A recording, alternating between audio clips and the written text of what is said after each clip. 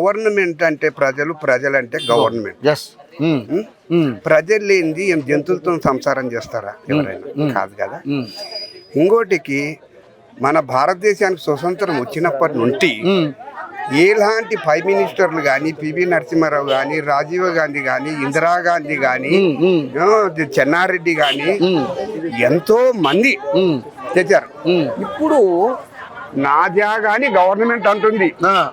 గరీబోడు 50 గదాలో 100 గదాలో కొనుక్కొని అది ఎవడన్నా కబ్జా చేస్తే రేపు పొద్దున కోర్టుకు పోతే వాళ్ళు ఏం అడుగుతారు? అయ్యా నీ జాగా కంపౌండ్ వాళ్ళు పెట్టుకున్నావా అంటారు. కంపౌండ్ వాళ్ళు పెట్టుకోలేదు సార్ అంటారు. మరి కొనుక్కున్నప్పుడు కంపౌండ్ వాళ్ళు ఎందుకు పెట్టుకోలేదు అని అడుగుతారు. అవునా? ఇంకోటి, ఈ మ్యాపులు గడిగడికి పెరుగుతుంటాయి, తగ్గుతున్నాయి. అవి ఎట్లా తగ్గుతాయి? ఫస్ట్ ఇంకోటి, ఇదే హైదరాబాద్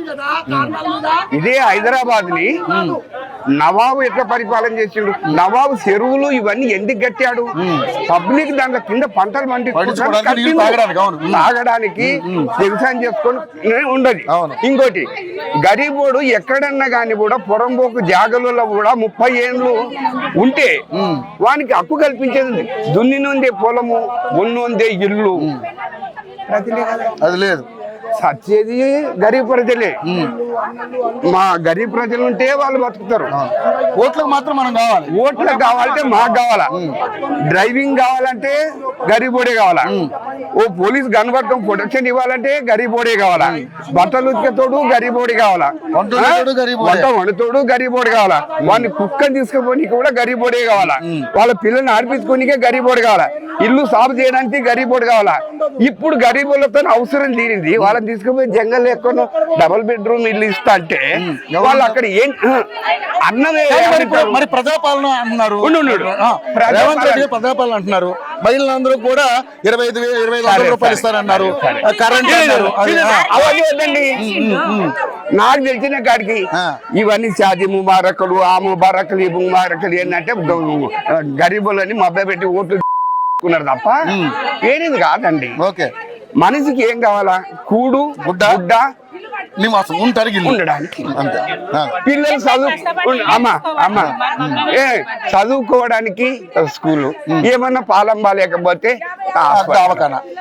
మాకి గరీబులకు గాని వీళ్ళకి పెద్ద పెద్ద రాజులకు పెద్ద పెద్ద కోటలు పెట్టుకొని ఇంకా ఈ స్టేట్ వాళ్ళు అయితే బయటికి పోతుంది పొక్కుతుంది అని చెప్పి ఏరే స్టేట్ వాళ్ళని హిందీ వాళ్ళని పెట్టుకొని ప్రొడక్షన్ వెళ్తారు.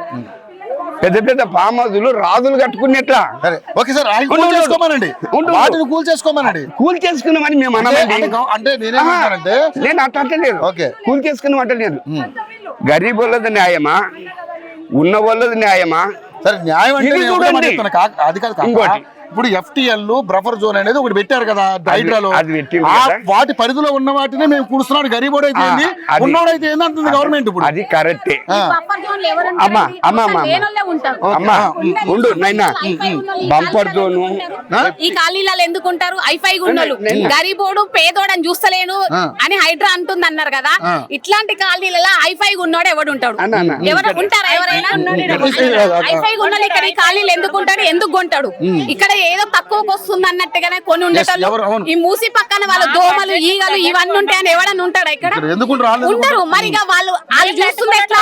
పేదోళ్ళ మీద కదా. ఇప్పుడు పాములు మా కాళ్ళ కిందికి వెళ్ళి పోయినా గానీ మేము కష్టపడ్డ సొమ్ము పెట్టి కొన్నామని అన్ని ఓర్చుకొని చిన్న పిల్లల్ని పట్టుకొని ఉన్నాం మేము. కూల్చివేతలు ఏమంటుందంటే ప్రజలకు అన్యాయం జరగకుండా వాళ్ళకి కావాలంటే ఆడ డబుల్ బెడ్రూమ్ అవసరం లేదు. ప్రజలకి ఎక్కడైతే ఇల్లు పోతున్నావో ఆ సైడే వాళ్ళకి జాగా ఇచ్చి కొనాలంటే మూసిన డెవలప్మెంట్ చేయడానికి డబ్బులు ఉన్నాయి. గరీబానికి జాగా చేయడానికి డబ్బులు లేవా గవర్నమెంట్ దగ్గర? కొత్త గవర్నమెంట్ కొత్త గవర్నమెంట్ వచ్చినప్పుడు ఏమంటాడు? అరే పోయిన సీఎం అంతా అప్పులు చేసి పెట్టిండు, నేను అందరినీ పోషిస్తున్నా అని వీళ్ళు అంటాడు. ఉండు, మళ్ళా వాడు వచ్చినప్పుడు ఏమంటాడు? వీళ్ళు మొత్తం అప్పులు చేసిపోయినరు, మేమే పెడుతున్నాము, అన్ని మానెత్తిన పోయినరు Okay. వీళ్ళు అంటారు. రైట్ కానీ దాని ఎవరు జిమ్మదారి?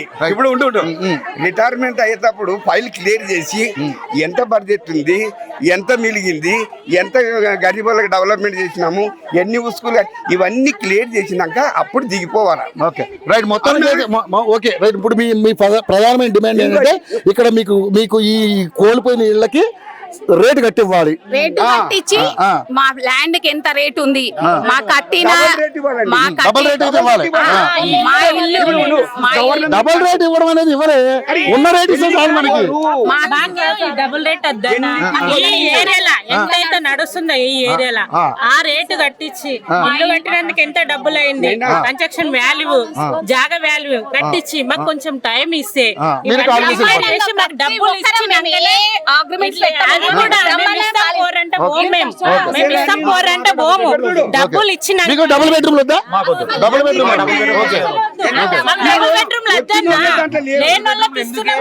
ఇల్లు కష్టపడి సంపాదించుకొని కట్టుకుని ఇల్లు వదిలేసుకొని డబుల్ బెడ్రూమ్ కావాలి వాళ్ళకు.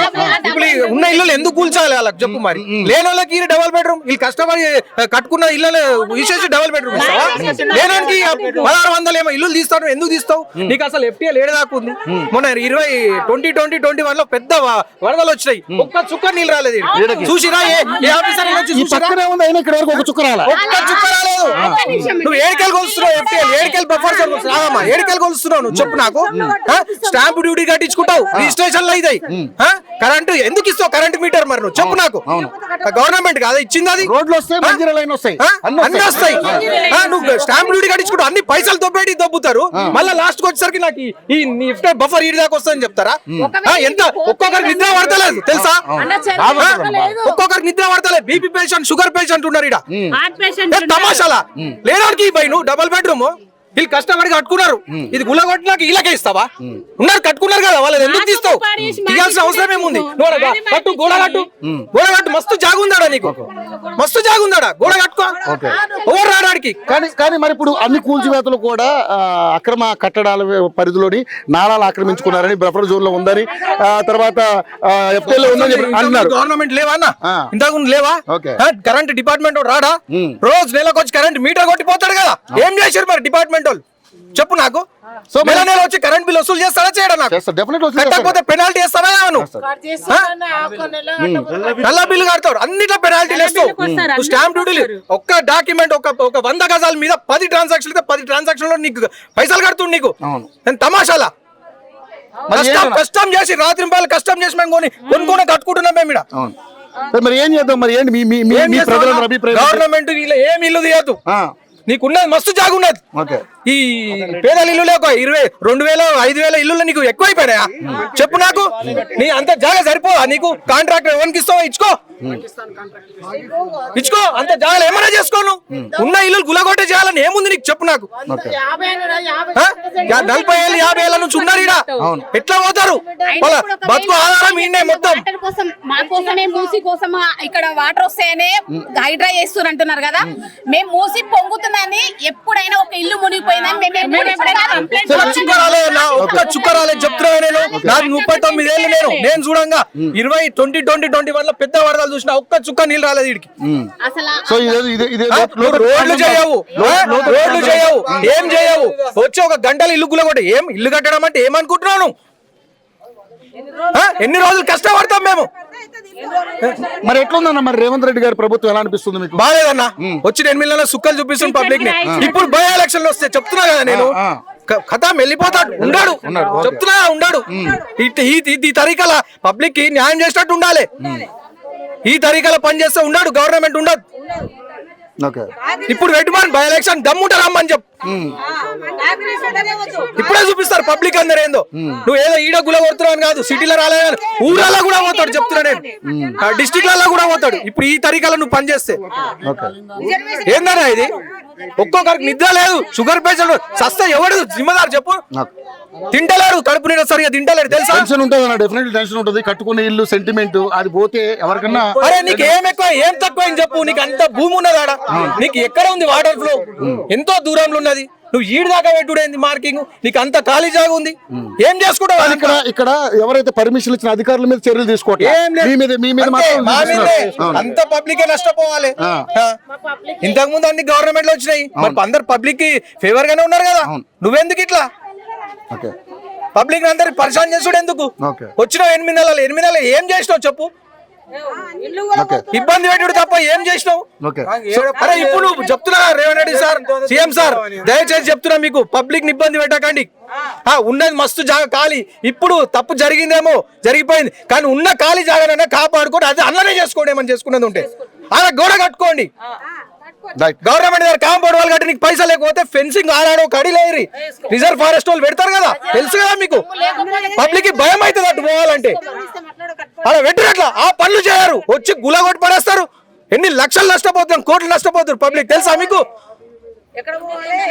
సో మొత్తానికైతే ఇక్కడ ఉన్నటువంటి ప్రతి ఒక్క ఎవరిని కదిలించినా కూడా ఆవేదన వ్యక్తం చేస్తా ఉన్నారు చాలా మంది మహిళలు.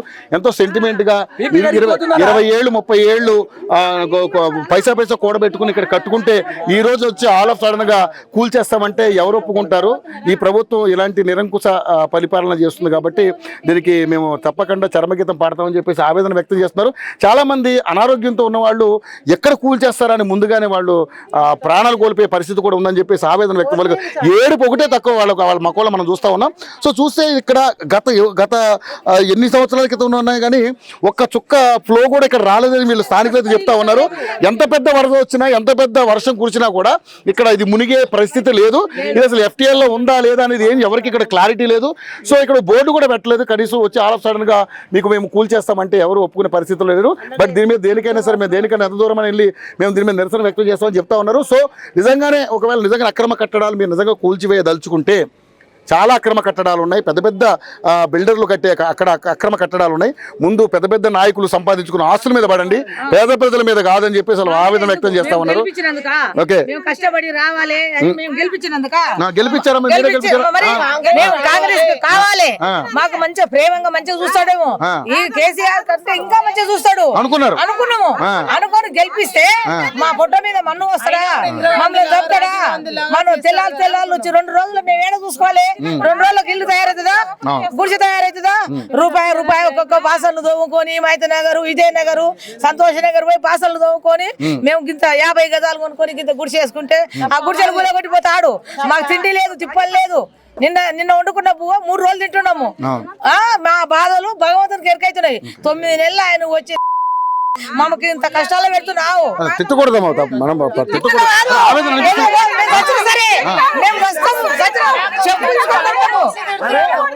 వచ్చిన సరే వారికి ఎవడైనా ఉలవడానికి వచ్చిననుకో వారి పెట్రోల్ పోసి తలగా పెడతాం, మేము తలగా పెట్టుకుంటాం. ఇంకా అంత అలగడం కాదు. మా ఇండ్లలోకి వచ్చి చూతురా, మేము ఏ పరిస్థితిలో ఉండమో మా ఇండ్లలోకి మొత్తం తిరుగుతురా, తిరిగి వచ్చి చూతురా. మా ఇండ్లలో ఏముండవి, బొచ్చలు కప్పుకోనికే బట్టలు సరిగా లేవు మాకు. అటువంటి పరిస్థితుల్లో ఉన్నాం మేము. నీ లెక్క సీఎం అయ్యి మేము ఆ రోడ్డు మీద కట్టుకోండి. నీ ఆవేదన నాకు అర్థమవుతుంది పెద్దమ్మా. కాకపోతే ఏంటంటే